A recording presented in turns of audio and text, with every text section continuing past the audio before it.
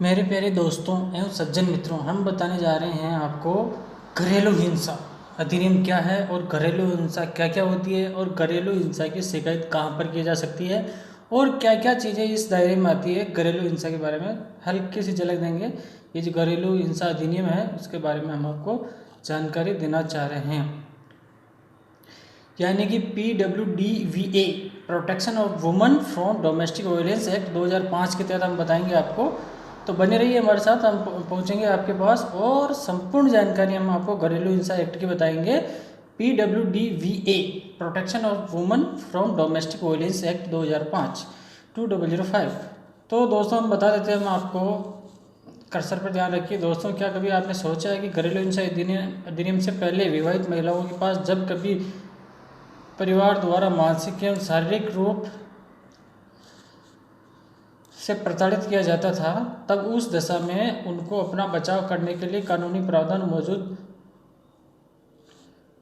था कि नहीं था। उस टाइम केवल भारतीय दंड संहिता की धारा 498 के तहत ही वो अपनी शिकायत को दर्ज करा सकती थी। पहले 498 या के रूप में ही शिकायत दर्ज करा सकती थी। अब घरेलू हिंसा अधिनियम क्यों लाया गया उसके बारे में हम आपको बताएंगे। इसी को संदर्भित करते हुए, इसकी आवश्यकता को देखते हुए घरेलू हिंसा अधिनियम कानून का पदार्पण हुआ है। इसमें प्रतिवादियों की गिरफ्तारी नहीं होती है, लेकिन इसके अंतर्गत पीड़ित महिला को भरण पोषण, निवास एवं बच्चों के लिए अस्थायी जो संरक्षण की सुविधा है वो दिलाने के का प्रावधान इसमें किया गया है। घरेलू हिंसा अधिनियम 2005 क्या है, डोमेस्टिक वायलेंस एक्ट 2005 के बारे में क्या प्रावधान बनाए गए हैं, इसके बारे में हम आपको संपूर्ण जानकारी देंगे। घरेलू हिंसा अधिनियम 2005 की धाराओं के बारे में विस्तार से बताया गया है, इसको भी यहाँ हम संक्षिप्त रूप में जानेंगे और उसके बारे में महत्वपूर्ण अधिनियम के बारे में आपको बताया गया है। इसके माध्यम से अन्य अधिनियम के बारे में भी विस्तार से जानकारी ले सकेंगे। तो प्यारे दोस्तों बने रहिए हमारे साथ। तब बता देते हैं आपको घरेलू हिंसा अधिनियम की आवश्यकता क्यों आवश्यकता पड़ गई, जबकि 498 के पहले से ही थी अधिनियम IPC के तहत। तो फिर घरेलू हिंसा अधिनियम 2005 क्यों लाया गया उसके बारे में हम तो संक्षिप्त में जानेंगे। जैसा कि हमने ऊपर आपको बताया कि पहले विवाहित महिलाओं के पास जब कभी भी परिवार द्वारा मानसिक शारीरिक रूप से प्रताड़ित किया जाता था, उनकी दशा में अब बचाव करने कानूनी प्रावधान मौजूद जी हाँ, आप केवल भारतीय दंड संहिता की धारा 498 के तहत ही वो अपनी शिकायत दर्ज करा सकती थी, कोई भी महिला। लेकिन इसको दहेज निषेध अधिनियम 1961 में वर्ष 1983 में हुए संशोधन के बाद इस धारा का 498 को जोड़ा गया। आपको बता दें कि ये एक गैर जमानती धारा है, जिसके अंतर्गत प्रतिवादियों की गिरफ्तारी तो हो सकती है, पर पीड़ित महिलाओं को भरण पोषण अथवा निवास जैसी सुविधा दिए जाने का प्रावधान शामिल नहीं है। इसी को संदर्भित करते हुए इसकी आवश्यकता को घरेलू हिंसा अधिनियम 2005 का पदार्पण हुआ है। घरेलू हिंसा साथ कोई भी ऐसा कार्य किसी महिला या बच्चे 18 वर्ष से कम आयु के बालक या बालिकाओं की स्वास्थ्य, सुरक्षा, जीवन के संकट या आर्थिक स्थिति को असहनीय हो, जिससे महिला व बच्चे को दुखद एवं अपमान सहना पड़े, इन सभी को घरेलू हिंसा अधिनियम के तहत रखा गया है। इस दायरे में किस किस को लिया गया है उसके बारे में हम आपको बताएंगे। दायरे में शामिल किया जाता है, इस निम्न प्रकार के आयोग सम्मिलित कर सकते हैं। जो कौन कौन से हैं इसमें घरेलू हिंसा अधिनियम के तहत कौन कौन से घटक इसमें आएंगे उसके बारे में हम आपको बता देते हैं संक्षिप्त में। सबसे पहला, शारीरिक मारपीट, थप्पड़ मारना, डांटना, दांत काटना, ठोकर मारना, अंग को नुकसान पहुंचाना, संबंधी और स्वास्थ्य को हानि। पहला ये है मारपीट करना, शारीरिक मानसिक हानि पहुंचाना। और दूसरा है मानसिक चरित्र आचरण पर दोष, अपमानित, लड़का न होने पर प्रताड़ित, नौकरी छोड़ने या करने के लिए दबाव, आत्महत्या का डर देना, घर से बाहर निकाल देना। दूसरा, पहला था शारीरिक, दूसरा मानसिक। अब आता है तीसरा शाब्दिक या भावनात्मक, गाली गलौज या अपमानित करना। दूसरा फिर नेक्स्ट आता है लैंगिक, बलात्कार, जबरदस्ती संबंध बनाना, अश्लील सामग्री या साहित्य देखने को मजबूर करना, अपमानित, लैंगिक व्यवहार, बालकों के साथ लैंगिक दुर्व्यवहार करना। आर्थिक, दहेज की मांग, महंगी वस्तु की मांग, संपत्ति की मांग, आपको या आपके बच्चे के खर्च के लिए आर्थिक सहायता न देना, रोजगार न करने देना या मुश्किल पैदा करना, आय वेतन आपसे ले लेना, संपत्ति से बेदखल करना, काफ़ी सारी चीज़ें आर्थिक रूप से। अब इसमें पीड़ित कौन हो सकता है उसके बारे में बताएंगे आपको, पीड़ित कौन है इसमें। तो बने रहिए हमारे साथ और सब्सक्राइब करना ना भूलें। एकल या संयुक्त परिवार की किसी भी महिला, माँ, बेटी, अपनी सौतेली, गोद ली बहन, विधवा व औरत, कुंवारी लड़की, यहाँ तक कि लिव इन संबंधों या अवैध शादी संबंधों में रहने वाली महिला, चाहे वो एक ही घर में रह रही हो या नहीं, कार्यस्थल पर काम करती महिला, बच्चे, गोद लिए सौतेले रिश्तेदारों के संयुक्त परिवार से किसी भी संबंध के स्कूल वगैरह से संबंध में ये इसके पीड़ित हो सकते हैं इसमें कोई भी। और दोषी कौन हो सकता है इसके बारे में हम आपको बता देते हैं। दोषी पीड़ा देने वाला महिला, बच्चे के संबंध में कोई भी पुरुष या महिला जैसे पति, पिता, बेटा, भाई, संयुक्त परिवार का कोई भी पुरुष सदस्य या महिला सदस्य, सास, ननद, जेठानी, देवरानी भी पीड़ित दोषी हो सकते हैं ये इस मामले में। घरेलू हिंसा अधिनियम 2005 क्या है इसके बारे में हम आपको संक्षिप्त बता देते हैं। घरेलू हिंसा अधिनियम 2005 स्थापित इस अधिनियम में महिलाओं की सुरक्षा हेतु घरेलू रिश्तों में महिलाओं को हिंसा से बचाने के उद्देश्य से सांसद द्वारा बनाया गया एक कानून है। इस अधिनियम का संक्षिप्त विवरण इस प्रकार, इसको नाम दिया गया घरेलू हिंसा से महिलाओं के संरक्षण का अधिनियम 2005 इसका नाम है। और 26 अक्टूबर 2 भारत की संसद द्वारा 13 सितंबर 2005 में स्वीकृत और 26 अक्टूबर 2006 को लागू कर दिया गया था इसको।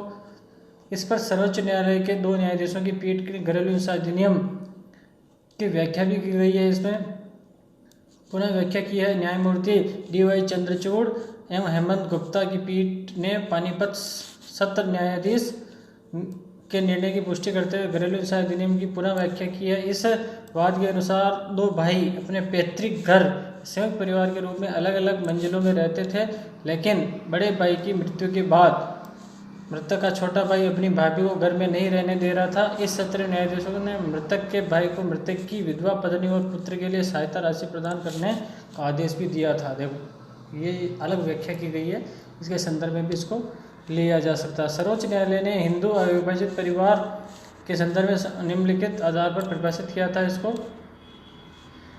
जो व्यक्ति विवाह करके साथ रह चुके हो या फिर एक साथ रह रहे हो, जो 2 व्यक्तियों के संबंध की प्रकृति विवाह की तरह हो और एक ही घर में रह रहे हो, कोई दत्तक सदस्य या सदस्य को संयुक्त परिवार की भांति रह रहा हो, लोगों के बीच में सहयोग और तालमेल स्थापित होता हो, उसे संबंध कहते हैं। न्यायालय ने साझा घर को परिभाषित करते हुए कहा है कि जहाँ संयुक्त परिवार निवास करता है, प्रतिवादी विधवा स्त्री भी उस परिवार का सदस्य है, भले ही उसके पास घर में कोई अधिकार, उपनाम हो या न हो, साझा संयुक्त परिवार का हिस्सा माना गया है। घरेलू हिंसा अधिनियम में शिकायत कैसे करें? सबसे बड़ी बात है कि अगर ये सब कुछ हो रहा लेके जाए तो कहाँ जाएं, इनके बारे में हम जानकारी देते हैं। शिकायत कहाँ की जा सकती है? जब भी इस अधिनियम के तहत शिकायत की बात आती है तो हमें जानना चाहिए कि इस घरेलू हिंसा अधिनियम में फॉर्म 1 में दी गई रिपोर्ट के अनुसार हम शिकायत कर सकते हैं। उसमें पीड़ित का नाम, आयु, पता, फ़ोन नंबर, बच्चों की जानकारी, घरेलू हिंसा की घटना के बारे में पूरी जानकारी से संबंधित दस्तावेज अगर हस्ताक्षर कर प्रार्थना पत्र प्रथम श्रेणी के मजिस्ट्रेट के यहाँ जमा करवानी पड़ती है, जिसकी एक प्रति अपने पास स्थानीय पुलिस, स्थानीय सुरक्षा अधिकारी एवं सहायक को भी देनी पड़ती है। मजिस्ट्रेट के घर की कार्यस्थल स्थानीय सीमा दोषी व्यक्ति के घर से दफ्तर की संबंधित हो सकता है। इसके बारे में भी हम आपको संक्षेप में पहले बता चुके हैं। यह शिकायत पीड़िता स्वयं, उसके संबंधी पड़ोसी राज्य द्वारा नियुक्त सुरक्षा सहायक कोई भी इसकी शिकायत स्वयं संबंधित दफ्तर जाकर संबंधित दफ्तर या अधिकारी की ईमेल जारी किए गए फ़ोन नंबर पर भी दे सकता है। घरेलू हिंसा अधिनियम की जो धाराएं हैं उसके हम खास धाराओं के बारे में कुछ बता देते हैं। धारा 4, इस धारा के अनुसार पीड़ित न्याय के लिए पुलिस अधिकारी मजिस्ट्रेट से अपने या दोषी के संबंधित क्षेत्र में शिकायत दर्ज करा सकती हैं। धारा 5, 6, 7, 9, इस धारा के अनुसार पीड़ित को संरक्षण का आदेश प्राप्त करने, सेवा सहायक की नियुक्ति, संरक्षण अधिकारी की नियुक्ति, मुफ्त कानूनी सहायता, संबंधित अधिकारियों की जानकारी मुहैया करवाई जाती है या ये सब अपने दायित्व को अच्छी तरह से निभा पाएंगे।